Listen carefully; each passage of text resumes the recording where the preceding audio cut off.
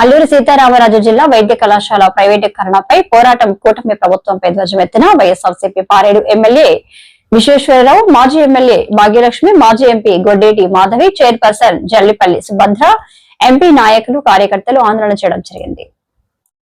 ఈ రోజు కోట్ల రూపాయల వరకు పరిగెడతా ఉంది. మీ అందరికీ తెలుసు, జగన్మోహన్ రెడ్డి గారు ఉన్నప్పుడు ఎన్ఆర్ఐ కోటాలోని 20 లక్షల రూపాయలకి ఒక మెడికల్ సీట్ ని జగన్మోహన్ రెడ్డి గారు నిర్ణయిస్తే ఈ రోజు చంద్రబాబు నాయుడు గారు దాన్ని 57,50,000 రూపాయలు చేశారు. ఒక సామాన్యుడు, ఒక మధ్యతరగతిలో ఉన్నటువంటి వాళ్ళ పిల్లల్ని ఈ మాత్రం ఫీజులు కట్టుకొని చదివించే పరిస్థితి కనిపిస్తుందా?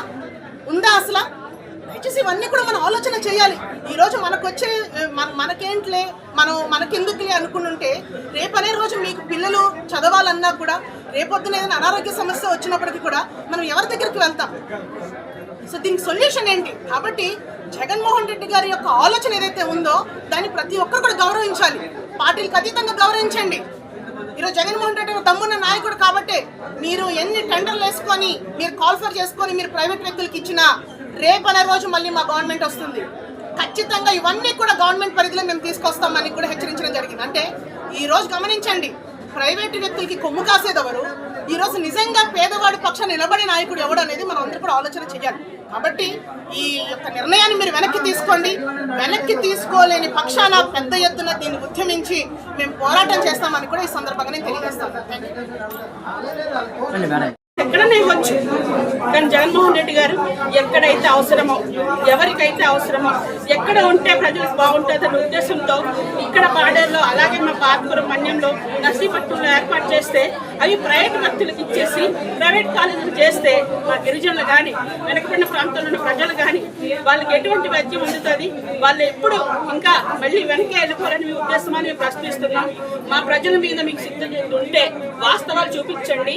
నిజంగా మీరు ప్రజలకు మంచి చేయాలనుకుంటే ఈ 17 కాలేజీలు ఈ 2 సంవత్సరాల్లో పూర్తి చేసి చూపించండి. ఎందుకంటే మా ప్రభుత్వం ఎండింగ్ లో లాస్ట్ 2 years లో కొన్ని కాలేజీలు వచ్చాయి, కొత్త స్టార్టింగ్ లో అంటే 2019 లో కొన్ని కాలేజీలు వచ్చాయి.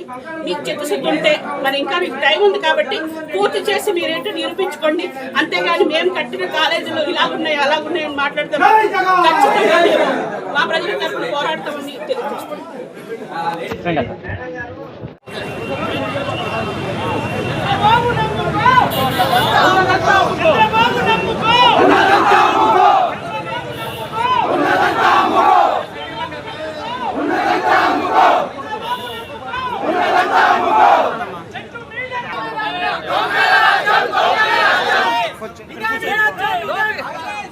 మెడికల్ కాలేజ్ ప్రైవేటీకరణ నిర్ణయాన్ని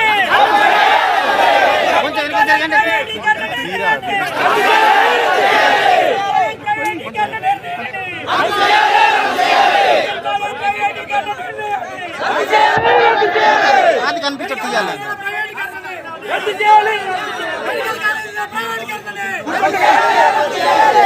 విధానాన్ని